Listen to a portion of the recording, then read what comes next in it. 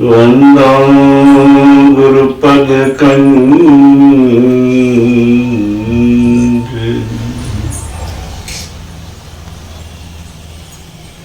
कृपा सिंधु नर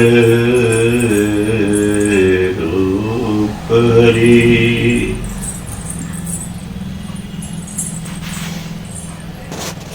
महामोहतम पुंज जासु वचन रवि कर निकर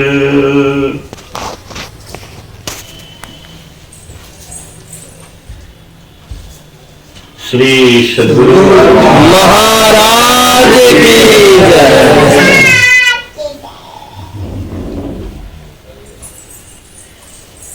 पूजनीय गुरुजन, पूज्य माताओं बहनों,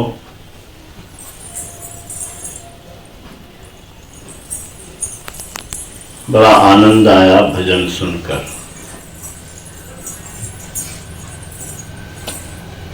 गुरु महाराज के शब्दों को सुनकर।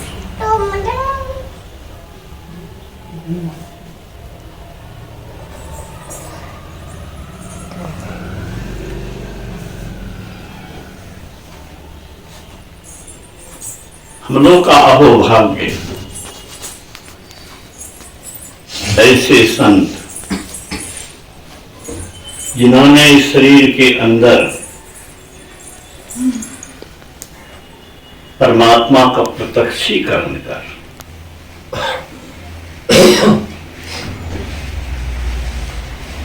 यह लिखा कि हरदम प्रभु रहे संग, कभू भव दुख न करे, भव दुख गुरु देता सकल जय जय की करे।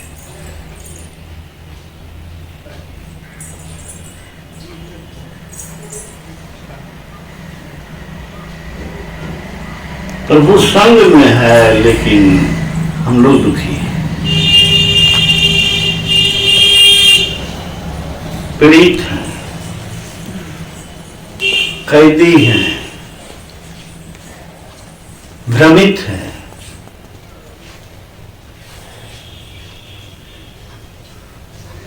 माया का इतना जबरदस्त प्रभाव है, दुर्दशा भोग करके भी बुद्धि ठिकाने नहीं आती। मन तो इतना लतखोर है कि बार बार रोया है, बार बार लात खाया है, लेकिन फिर भी ले जा रहा है जिधर जाने से लात लगेगी। ये लात तब तक लगती रहेगी जब तक कि हम अंधकार मंडल में हैं।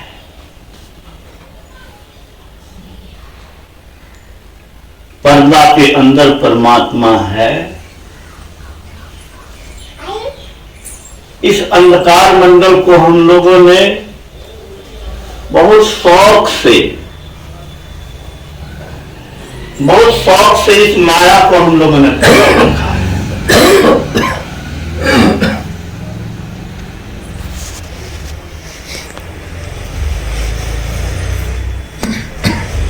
माँ बहनों को जितनी गहने प्यारी होती हैं, उससे कम प्यारी हमको ये संसार की चीजें नहीं है। अपनी इच्छा क्या है? इच्छा ही बंधन का कारण है, इच्छा ही संसार में आने का कारण है, इच्छा ही संसार में बंधने का कारण है और माया के कीचड़ में फंस करके दुर्दशा भोगने का कारण है। लेकिन ये इच्छा तो कितनी प्यारी है, जरा कहिए तो। इच्छा जो हुई वही करने लग जाते हैं।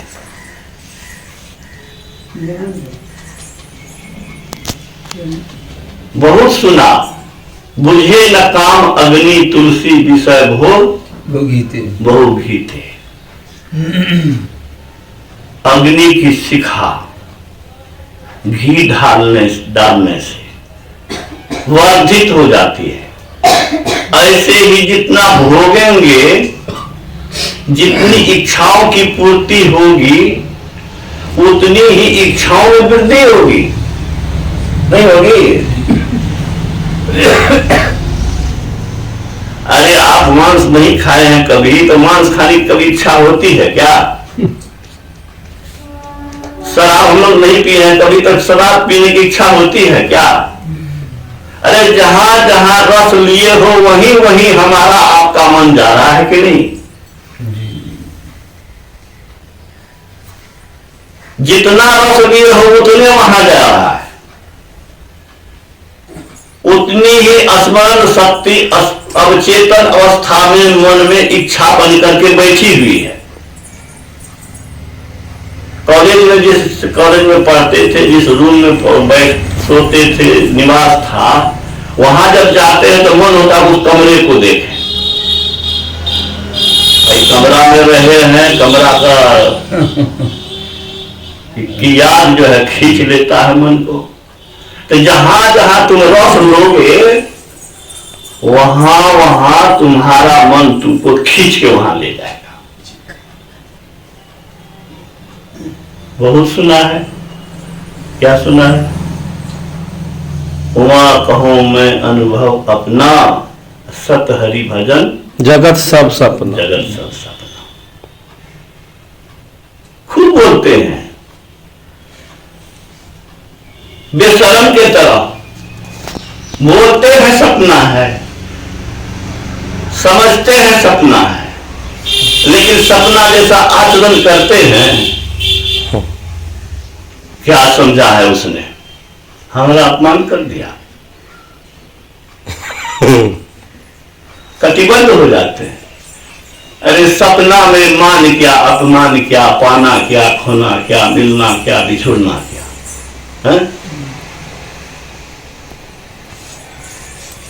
रोज पाठ करते हैं, मृग तृष्णा मृगवादी सब ही प्रपंचन विषय सब दुख रूप है, निज सूरत को इनसे प्रभु में लगाना चाहिए।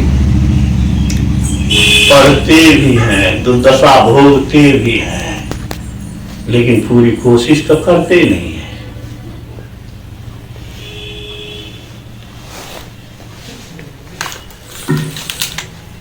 बड़ी आवश्यकता है। क्या आवश्यकता है? भजन गा रहे थे, भजन में डूबने की आवश्यकता थी। गुरु महाराज के चित्र को, गुरु महाराज के जीवन को, गुरु महाराज के विचार को स्मरण करके अगर भीतर अश्रु प्लावित नहीं हो रहा है, तो समझिए आप भजन नहीं गा रहे हैं, न सुन रहे हैं। क्या सुना?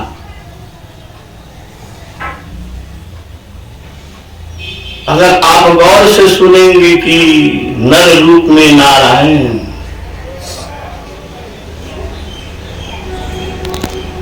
जिन्होंने अपने शरीर के अंदर उस परमात्मा को पा करके परमात्मा की शक्ति प्राप्त कर लिया, वो परमात्मा ये बोल रहे,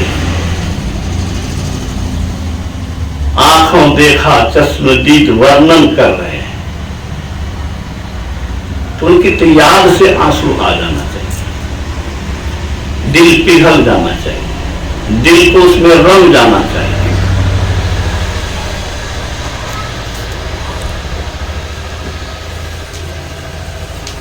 साई स्वामी जी की याद आती है। पूज्यपाल साई स्वामी जी महाराज भोजन के बाद रोज दिन में भी रात में भी प्रणाम करते थे, गुरु महाराज के चरण छू करके। हम जो यहाँ देखे तो हमको हुआ कि हम तो चरण को कैसे प्रणाम करेंगे, जिसमें चरण है ये नहीं है। तो उधर तब देखे तब उधर मने मन चरण को प्रणाम किया। साईं बाबा को एक दिन किसी जगह ऐसी तस्वीर लाके रख दिया कमरे में जिसमें ऊपरी भाग का चित्र था, जैसे इसमें है। गुरु महाराज के साहिब बाबा के सामने भोजन आया, रखा हुआ है, भोजन नहीं कर रहे। देखिए बात कुछ छोटी है लेकिन बड़े महत्व की है। बात बहुत छोटी है लेकिन बड़े महत्व की है। खाना नहीं खा रहे, हाथ जोड़ के खा। हुजूर कहा मैं जो खाऊंगा तो प्रणाम पेट को करूंगा। गुरु महाराज के पेट को प्रणाम करूंगा।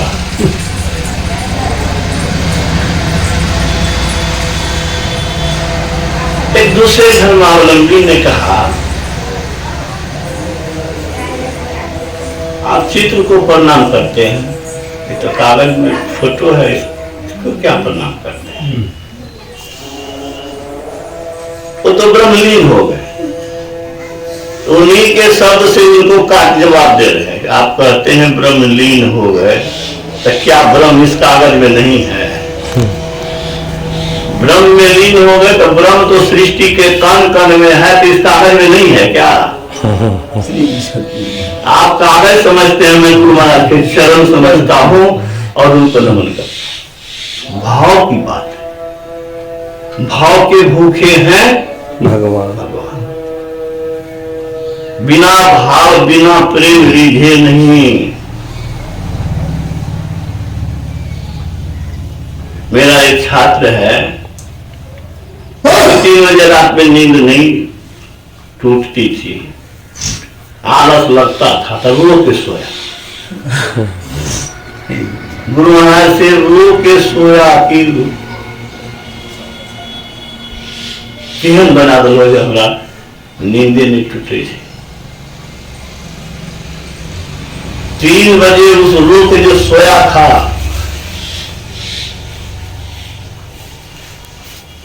लगा कोई आंधी आई, कोई महिला आई, उठा कर बैठा दिया इसको। देखिए भाव का मतलब है, ये भाव जिस भाव से प्रार्थना किया, उस भाव ने उसको जगवाने की व्यवस्था कर दी। तो भाव से सुनना, भाव से अपने मन को नहलाना सत्संग में बड़ी आवश्यकता है। संतों के विचार को क्या बात करते हैं, हमारी बात तो आप गौर से सुन रहे हैं। हमारे नाना परनामा जो है, जिनके चरण धूल बनने के लिए हम सोच रहे हैं, उनकी वाणी पढ़ी जा रही है, उनकी वाणी गाई जा रही है, उस पर आपको ध्यान नहीं है, तो फिर क्या आप कर रहे हैं? कैसी हानि कर रहे हैं? उस समय का दुरुपयोग कर रहे हैं कि नहीं? जिस समय वो रोया, उसने उसके भीतर को पवित्र कर लिया, कृपा पात्र बना दिया, नींद में उठा करके बैठाने की व्यवस्था कर दिया। किसने? गुरु महाराज। उस भाव ने, भाव से भक्ति होती है। बिना प्रेम बिना जो भक्ति है, निज दिव्य विचार उद्र भरण के कारण जन्म गमायो सार।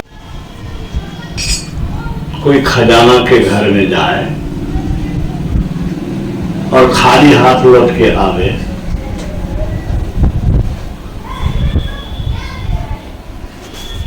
ये मतिमंद का काम है। ये शरीर खजाना का घर है। खजाना का मतलब है हीरा जवाहरात। गांठ खोल के परखे नहीं, आंसू भरा।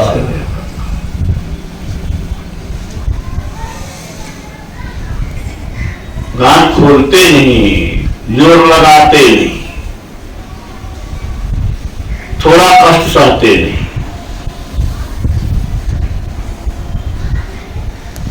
सेना को गोली लग गई है, खून बह रहा है, लेकिन फिर भी वह दुश्मन पे गोली चला रहा है। धूप में हल जोतने वाले को देह जल रहा है कड़ी धूप में, लेकिन हल जोत रहा है।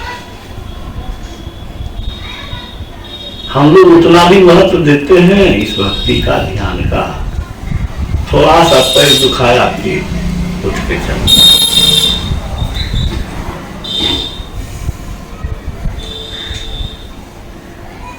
सोचने की बात है। बिना तप से तेज नहीं, बिना तप से तेज नहीं। जिसमें भी ओजस्विता आई, तेजस्विता आई, महानता आई, उन्होंने तप किया। वसुधा का नेता कौन हुआ? हम लोग पढ़ते थे, सुनते थे कि जिसका कपड़ा विदेश में धुलाई होता था, वो आजादी के आंदोलन में कितना कष्ट था। हंसते हुए फांसी पर चले गए देश की आजादी के लिए, लोगों के लिए। हम लोग अपने लिए भी थोड़ा सा भी कष्ट नहीं सह रहे। समझिए कितने मतिमंद हैं वो, कितने महान थे कि हम लोगों के स्वतंत्रता के लिए हंसते हुए फांसी पर चढ़े।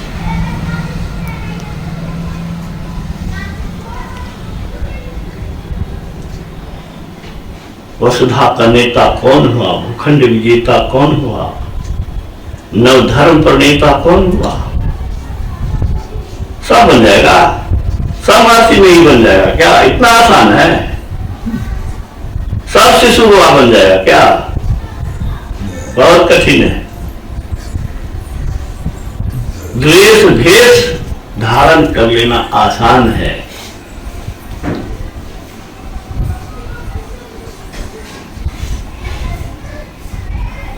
नवधर्म प्रणेता कौन हुआ? जिसने न कभी आराम किया, विघ्नों में रहकर नम।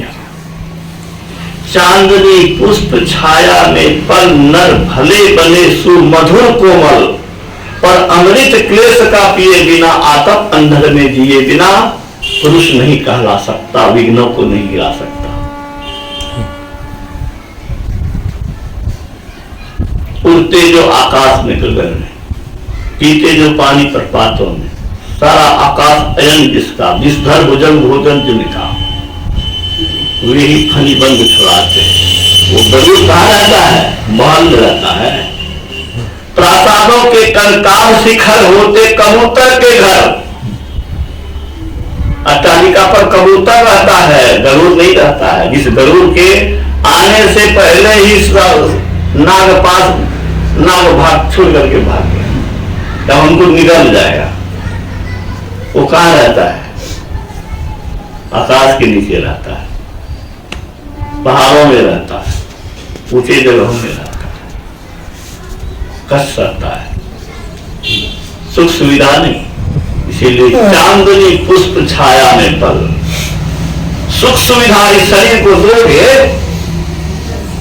जितनी सुख सुविधा इस शरीर को दी जाती है, उतना ही यह रोगी बनता है।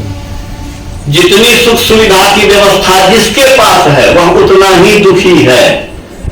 उसके बॉडी का रेसिस्टेंस पावर, रोग निरोधक क्षमता सबसे कमजोर है। कोविड जो आया था, हमारे ऋषिदेव भाई को कुछ नहीं बिगाड़ सका, मजदूर भाई को कुछ नहीं बिगाड़ सका। क्यों? उसका बॉडी का रोग निरोधक क्षमता धूप में, बरसात में, प्रकृति के साथ रहने से लड़ने की क्षमता अधिक होती है। स्वामी विवेकानंद ने कहा, सुख सुविधा एपी में बढ़ेगी। मैथमेटिक्स पढ़े वाले जी, एपी का पूरा नाम बोलो। Thank you. उदाहरण दो तो। 4, 6, 8, 10 दो का अंतर हो रहा है ना? 4, 2, 6, 2, 8, 2, 10 दो का डिफरेंस है। Common difference 2। अंतर 2 का अगर बढ़ता जा रहा है तो एपी है। अगर इसी को दुगुना करिए तो 7 दूना 14 दूना 28 दूना 56 दूना 112 चला गया। इसका नाम जीपी है, ज्योमेट्रिक प्रोग्रेशन। सुख सुविधा अगर एपी में बढ़ता है 2 से 9 10 चला गया तो उधर जो है समझ लीजिए कहां चला गया। 7 से 3 4 बार में चला गया 112। अब फिर अगर और कर दीजिए तो 224 चला जाएगा। तो सुख सुविधा अगर एपी में बढ़ेगी तुम्हारी, एसी लगाओ, हीटर लगाओ, सब सुख सुविधा लो, ठीक है ना। बीमारियां और कष्ट जो है वह जीपी में बढ़ेगा, ये कह दिया है। तो सुख सुविधा अगर असली सुख सुविधा चाहते हैं तो बाहर नहीं है, वो सुख का खजाना अंदर में है। आग है रूम में लेकिन बंद है, खिड़कियां को खोलने की जरूरत है, आग के निकल जाने की जरूरत है, जाला कुछ नहीं बिगाड़ सकेगा। हम लोग जाड़े के मौसम में धूप की प्रतीक्षा में रहते हैं। आज वो 2 वाला 3 वाला बन गया है तो धूप नहीं आती, तो उधर सड़कते हैं धूप में। जब ही धूप में जाते हैं त्यों ही जाड़ा भागने लगता है। यही तो भगवान राम ने कहा, जो पर लोग यहाँ सुख चाहूं तो सुनी मम बचन हृदय जुड़ कहूं, सुलभ सुखद मार्ग भाई भक्ति मोर पुराण सुटी है। इस शरीर में सुख चाहते हो कि नहीं? शरीर के बाद भी सुख चाहते हो कि नहीं? जान लो और मान लो, ठान लो कि अंदर चलने से इस संसार में भी सुख मिलेगा, शारीरिक सुख भी मिलेगा, संसारी व्यवस्था भी होगी और परमार्थ भी ठीक ठीक चलेगा। गुरु महाराज ने कहा, जो संत मत का आश्रय लेता है उसका स्वार्थ और परमार्थ दोनों ठीक ठीक चलता है। संसार और परमार्थ दोनों ठीक ठीक चलते हैं। अब क्या चाहिए?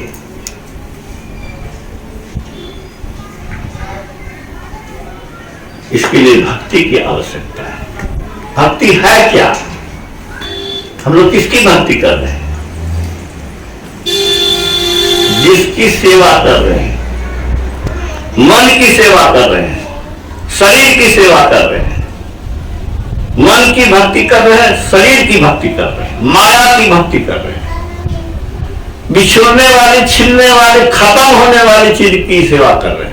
मैं बराबर कहता हूं, खत्म होने वाली चीज को जो पकड़ता है उसकी बुद्धि खत्म है।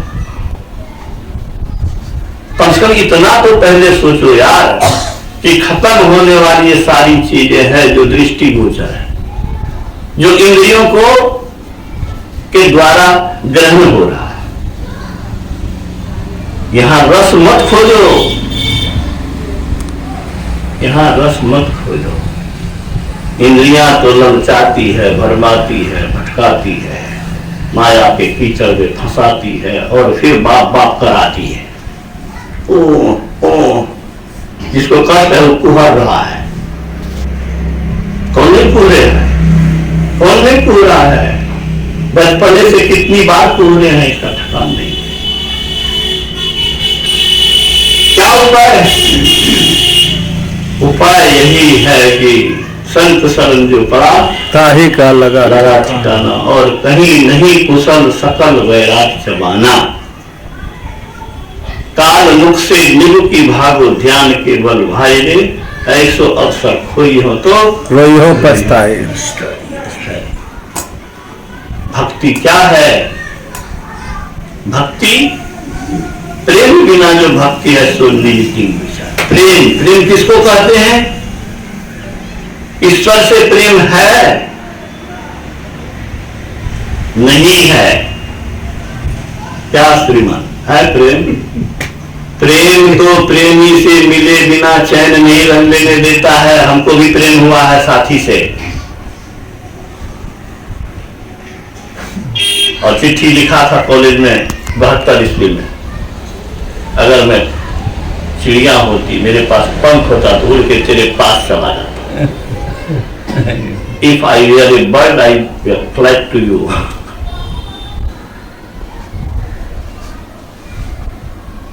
हॉस्टल से मेरे घर के निकट आता था ननिहाल में, और ननिहाल से उस हॉस्टल तक जाता था। हॉस्टल में साथी रहता था, हम ननिहाल में रहते थे। न वो हमको छोड़ना चाहता था, न हम उनको छोड़ना चाहते। अब समझिए ये 5 बार 7 बार चलता था। इतना कि रहे नहीं, चैन नहीं। तो एक संसारिक चीज के लिए इतना प्रेम, संसारिक मनुष्य के लिए इतना प्रेम, और जिस प्रभु को पाने से हमारा निहाल होगा, उस प्रभु को पाने के लिए इच्छा मजबूत नहीं कर रहे हैं। करने की जरूरत है, और नहीं तो वही भगवान ने तो कह दिया, जो न तरे भव सागर नर समाज पाए, सो कृत निंदक मंदवती आत्म हन गति जाए। सारे स्वामी जी महाराज, इस बात मैंने किया था, उनका एक याद आता है कि गुरु महाराज पर जब समर्पित रहे इस तरह से, तो गुरु महाराज की कितनी कृपा हुई। अपने चौरसिया जी इंजीनियर साहब, उनकी पत्नी को कैंसर, 1987 ईस्वी की बात है, केपी कॉलेज मुरलीगंज में बाबा के पास गए थे। उसी समय उनको कैंसर था, पत्नी को बिलक के रोने लगे की भला है जनाना। बाबा पे देखिए कैसे दयालु होते हैं संत, और भक्ति से क्या मिलता है। हाँ, वह था डॉक्टर से या कुछ नहीं, जबकि एम्स से इलाज करा करके, डिटेक्ट करा करके वो आ गए थे, और बाद में इंजीनियर साहब ने उनको बताया कि फिर से जब जांच हुआ तो कैंसर नहीं था। तो दूसरे के कैंसर को भगा दिया और अपने कैंसर उनको ओढ़ लिया, अंतिम में उनको कैंसर हो गया। ऐसे करते थे, ऐसे करते थे, ऐसे से। तो ओमानंद हुआ ने कहा कि करे छे हुआ कल की रात का ठके थी। पत्रकार लोग आया, कहा आप लोग क्यों भीड़ हो जाते हैं, छाप दीजिए, मुझे किसी प्रकार का कष्ट नहीं है। ओम बाबू गए थे सेवा करने के लिए, हम रहेंगे, हम तो ड्यूटी में सर्विस में थे। वहां से आए तो कुछ ऐसी परिस्थिति बनी कि वहां उनको रहना संभव नहीं लगा। सेवक तो बहुत सब थे, और वो लोग नहीं चाहते थे कि सेवा करें। अंत में आदेश दिया, 31 दिन में आयु दवा, मैंने आत्मिक दर्शन होना चाहिए, भाव मन में ये था। 1 महीना के अंदर से लिया। वहां से जब आए तो इनको इतना विश्वास हो गया कि अब 1 महीना से ज्यादा बाबा नहीं रहेंगे, तो डेडलाइन खींच दी है, 1 महीना अंदर से लिया। हमको कहा कि आप दर्शन चाहते हैं तो चलिए, हम भी चले गए। गर्मी, भयंकर गर्मी थी, पसीना से लथपथ थे। वहां पहुंचे, व्यवस्था रहने की हमारी कमरा दे दिया गया ठहरने के लिए सेवकों के द्वारा। बाबा के पास जब गया, बाबा तो समाधिस्थ लग रहे थे। ओमानंद बाबा ने कहा, हुजूर प्रोफेसर साहब ले जाओ। दोबारा बोले तब आंख खोले, आंख मिली, मुस्कुराए, हाथ बढ़ाए, मस्तक पर हाथ दिया। फिर सेवक को कहते हैं व्यवस्था कर लो रहे। लगता ही नहीं था कि उनको कष्ट भी है कैंसर का। कैंसर में लोग का क्या हालत रहता है। पत्रकार तो कह ही दिया कि छाप दीजिए, मुझे किसी प्रकार का कष्ट नहीं। खाना खाते खाते ही उधर चले जाते थे। इतना अभ्यास करने की जरूरत है। हम लोग के हाथ में सफलता नहीं है निश्चित रूपे, लेकिन ये तो है कि हम 1 घंटा हिलेंगे नहीं। ए पैर तुम हमको साथ नहीं दोगे तो हम लेटेंगे लेकिन भजेंगे।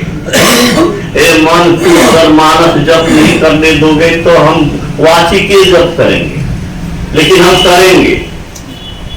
हम भजने गाएंगे, हम प्रार्थने गाएंगे, लेकिन हम गाएंगे अभी 2 घंटा, अभी हिलेंगे नहीं। इतना नहीं कर सकते हैं आप? क्या इतना नहीं कर सकते हैं?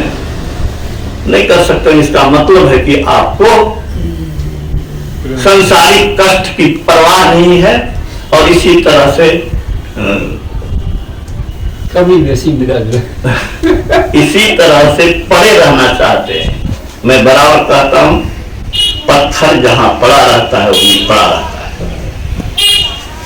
इसको जड़ता कहते हैं। साइंस पढ़ने वाले जानते हैं जड़ता। न्यूटन के गति का पहला नियम यही है कि बिना बाहरी बल के कोई चीज अपने अवस्था में परिवर्तन नहीं लाता। बल लगाते हैं तब वो खिसकता है, बल लगाते हैं तो उसका स्पीड बढ़ता है, बल उल्टा दिशा में लगाते हैं तो स्पीड घटता है। तो चेंज इन स्टेट, अवस्था में परिवर्तन कैसे होता है? एक्सटर्नल फोर्स से, बाहरी बल से। अगर बाहरी बल नहीं लगा तो जस के तस पड़ा। इसी का नाम जड़ता है। और अध्यात्म में जड़ का मतलब ज्ञान विहीन होता है।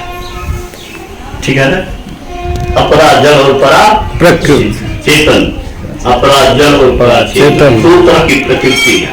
जड़ प्रकृति जिसके पास कोई ज्ञान नहीं, ईटा पत्थर को कोई ज्ञान नहीं, मिट्टी को कोई ज्ञान नहीं, पानी को कोई ज्ञान नहीं है। लेकिन एक प्रकृति है जो जिसको ज्ञान है। वो प्रकृति छिपी हुई है, उस प्रकृति के सहारे ये प्रकृति काम कर रही है। और जड़ को चेतन दोनों के पार में परमात्मा है। चेतन को शक्ति परमात्मा ने दिया है, उसको भार दिया कि तू चलाओ। तो जड़ता क्या है? अपने जगह पर पड़े रहना, बुद्धिहीन का काम। आंख बंद है, अंधकार में थे, अंधकारे में मरेंगे, अंधकारे में जन्मे थे, अंधकारे में मरेंगे। जड़ता का ये लक्षण है, बुद्धिहीन का ये काम है। हम का हाथ में नहीं है कि हम प्रकाश में चले जाएं, लेकिन जोर लगाना तो अपने हाथ में है। और जो जोर लगाएगा वह कम से कम कृपा भाजन तो जरूर बनेगा। और अंतिम समय में वही परमात्मा को स्मरण कर सकेगा जिसकी आदत बहुत कड़ी होगी, जप करने की, ध्यान करने की, दृष्टि योग करने की, मन को टिकाने के लिए जो पूरा जोर लगाते रहेगा, मरने के समय में भी जोर लगा सकेगा। जोर लगाएगा नहीं, वो लगा नहीं सकेगा। जो जीवन में अच्छी अवस्था में नहीं लगा सकेगा, वो कष्ट की अवस्था में क्या लगा सकेगा?